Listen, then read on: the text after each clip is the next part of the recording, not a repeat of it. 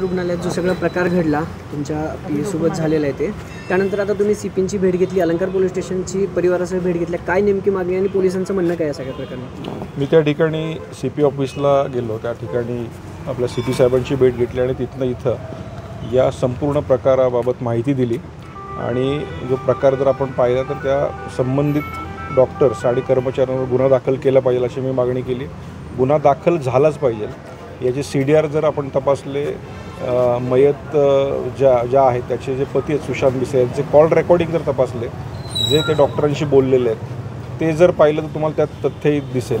दुसरं महत्त्वाचं, ज्या ठिकाणी ती गर्भवती महिला आली होती त्या ठिकाणी CCTV फुटेज जरी तुम्ही तपासले तर खाली अकाउंट डिपार्टमेंटने त्यांना कशा पद्धतीने सांगितलं, पैसे भराच म्हणून सांगितलं, हे सगळं लक्षात येईल. त्यामुळं तातडीनं गुन्हा दाखल करून आपण या ज्या हॉस्पिटलचे जे संबंधित डॉक्टर्स कर्मचारी आहेत यांच्यावर गुन्हा दाखल करून त्यांना नोकरीतनं बडतर्फ केलं पाहिजे.